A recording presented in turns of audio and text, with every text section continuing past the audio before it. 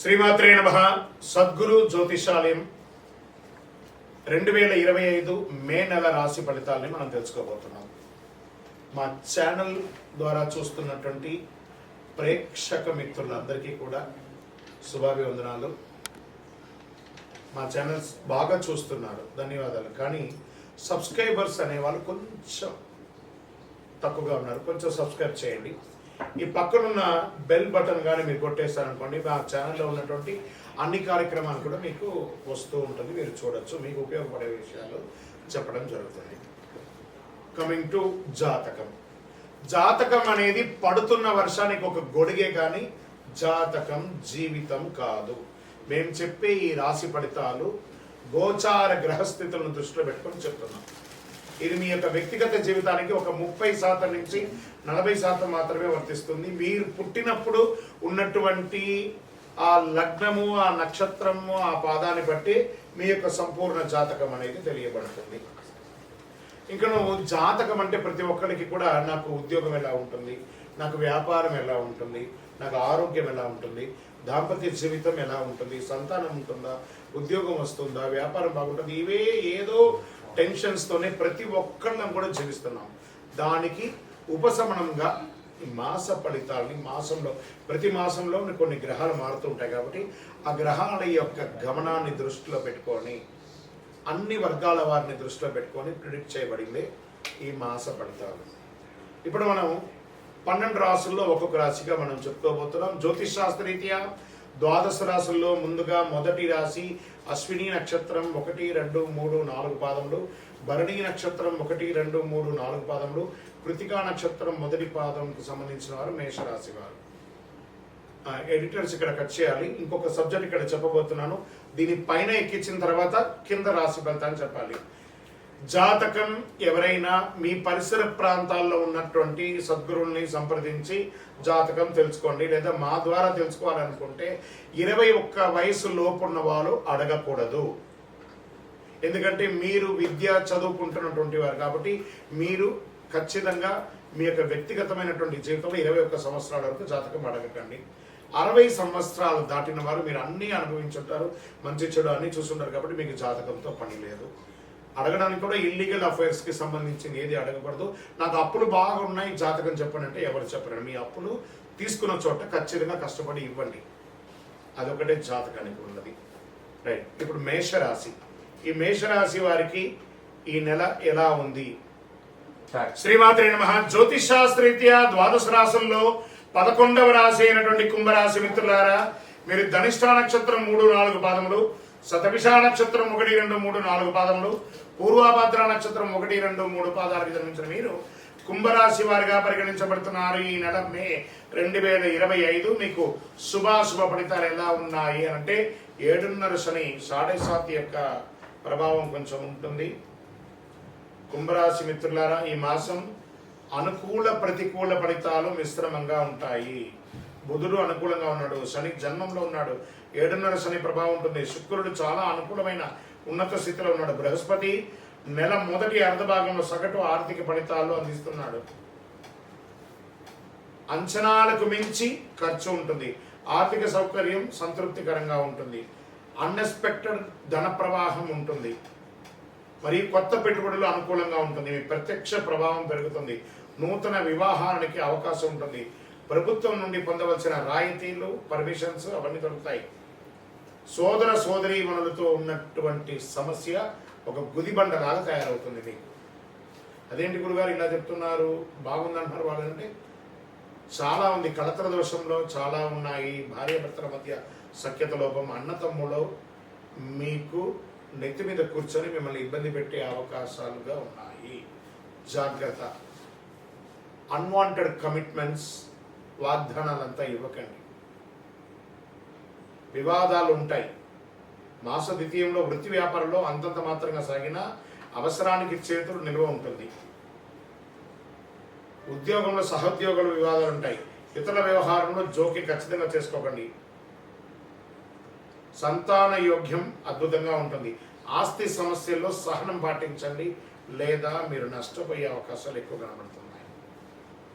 ఇష్టదైవ ప్రార్థన చేయండి, దైవానుకూలం కావాలి. ఈ నెల కుంభరాశి మిత్రులారా మీకు దైవానుకూలం కావాలి, తప్పదు. దైవ ప్రార్థన ఖచ్చితంగా చేయాలి.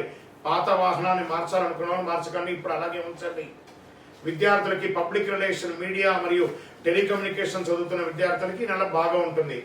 ఆరోగ్యపరంగా కడుపు లేదా నోటికి సంబంధించిన కొన్ని సమస్యలు, జననేంద్రియాల ప్రాంతంలో ఇన్ఫెక్షన్స్, నడుము చుట్టూ కొంత అసౌకర్యం, అప్రమత్తంగా ఉండండి. సర్జరీ కూడా అయ్యే అవకాశాలు ఉన్నాయి. మాస్టర్ చెకప్ చేసుకోండి. బయట ఆహారాలు తినడాన్ని నివారించండి. రాజకీయ నాయకుడికి ఇది గడ్డు కాలం, తస్మాత్ జాగ్రత్త. మీ డాక్యుమెంట్స్ అన్ని కూడా జాగ్రత్త. షేర్ మార్కెట్లో పెట్టుబడి పెట్టి పోగొట్టుకోకండి. మీడియా రంగం వారికి చిన్న చిన్న అపనిందన ఉంటుంది, జాగ్రత్త. ఐటీ రంగం వారికి చాలా దిగువగా కనబడుతుంది, జాగ్రత్తగా ఉండండి. ఈ నెల ఓవరాల్ జాగ్రత్త జాగ్రత్త జాగ్రత్త. వ్యాపారం అనుకూలంగా ఉంది, డబ్బులకి లోపం లేదు. మిగతా అన్ని రంగంలోనూ జాగ్రత్త పడాల్సిన అవసరం ఉంది. బంధువర్గాల్లో నుండి క్లోజ్ వాళ్ళ దగ్గర వాళ్ళ కూడా మీకు ఇబ్బందులు చాలా కలిగే అవకాశం ఉంది, జాగ్రత్త పడండి. గం గణపతి నమః. ఎంత వీలుంటే అంత సైలెంట్గా ఉండడానికి ప్రయత్నం చేయండి. లక్కీ డేస్ మే నెల 3, 6, 11, 14 లక్కీ డేస్. అదృష్ట సంఖ్య 6, 7. చంద్రాష్టమం 8 మే 8, 5, 2025 12:55 నుండి 10:05 10:05, 1:42 వరకు చంద్రాష్టం ఉంటుంది. ఈ 2.5 రోజులు ఇంకా జాగ్రత్తగా ఉండవలసినటువంటి సమయం. పరిహారం, శని భగవానుని ప్రార్థన చేసుకోండి. నవగ్రహాలకి వీలుంటే డైలీ 19 ప్రదక్షిణాలు చేయండి. గురువారం దక్షిణామూర్తిని ఆరాధన చేయండి. ఆంజనేయ స్వామి ఆరాధన చేయండి. మీ ఇంటి ఇలవేల్పుకి మీ వయసు ఎంత ఉందో అన్ని దీపాలు నువ్వుల నూనెతో వెలిగించండి. ప్రత్యేకించి 7:30 శని నడుస్తున్న మీకు ఈ కరుంగాళిమాల చాలా ఉపయోగపడుతుంది.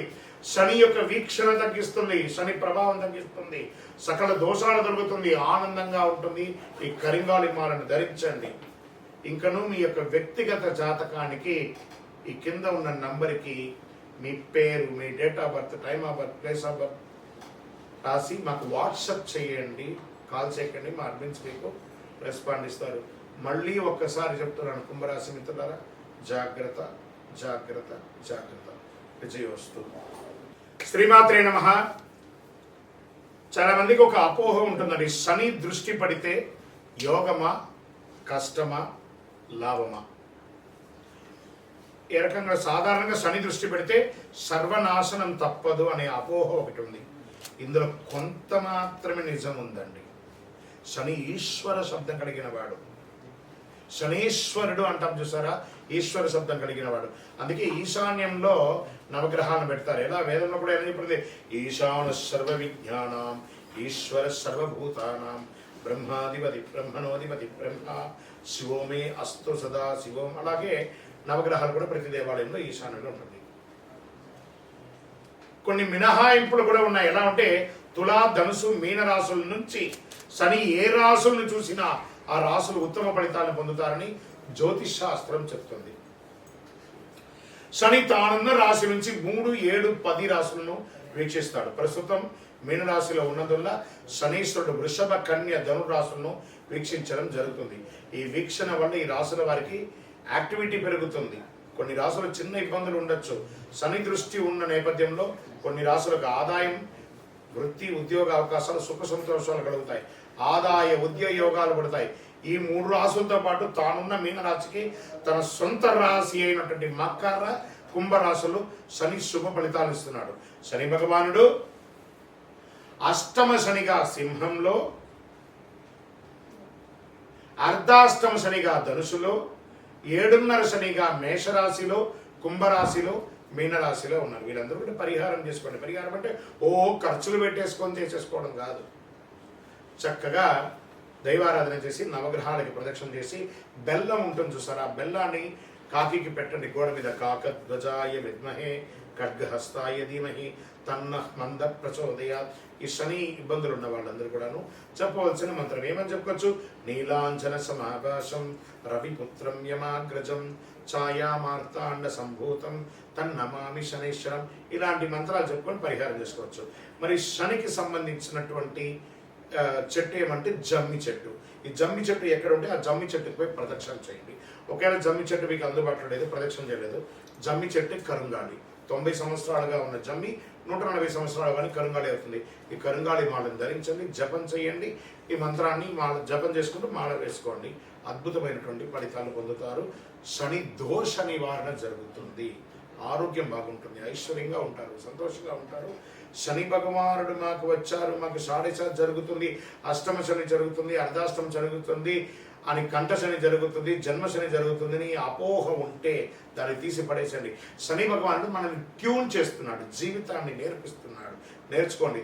ఆ ఒక్క గ్రహం కొంచెం తగ్గినప్పుడు మిగతా గ్రహాలంతా అనుకూలంగా ఉంది కదా, అనుకూలమైనటువంటి గ్రహాలకి కృతజ్ఞత చెప్పండి. చిన్న ఉదాహరణ చెప్తాను. మన చేతిలో ఒక చిన్న గాయం తగిలింది అనుకుందాం. మన యొక్క ఆలోచన అంతా అయ్యో నాకు దెబ్బ తాకిందని దీని మీదే మనం కాన్సన్ట్రేషన్ అంతా పెడతాం. కానీ శరీరంలో మిగతా భాగాలన్నీ బాగున్నాయి కదా, ఈ భాగాలకి కృతజ్ఞత చెప్పకపోగా ఈ దెబ్బ తాకిన భాగాన్ని ఎక్కువ చేసుకోవడం వల్ల మిగతా భాగాలంతా కూడా బాధపడతాయి. అలాగే 9 గ్రహాల్లో ఒక గ్రహం బాగాలేనప్పుడు మిగతా 8 గ్రహాలు బాగున్నాయి కాబట్టి వాటికి కృతజ్ఞత చెప్తూ ముందుకు వెళ్ళండి. ప్రతిదాన్ని కూడా ఆనందంగా స్వీకరించండి. విజయోస్తు. శని చూసినా కూడా కోటి లాభమే అండి. విజయోస్తు.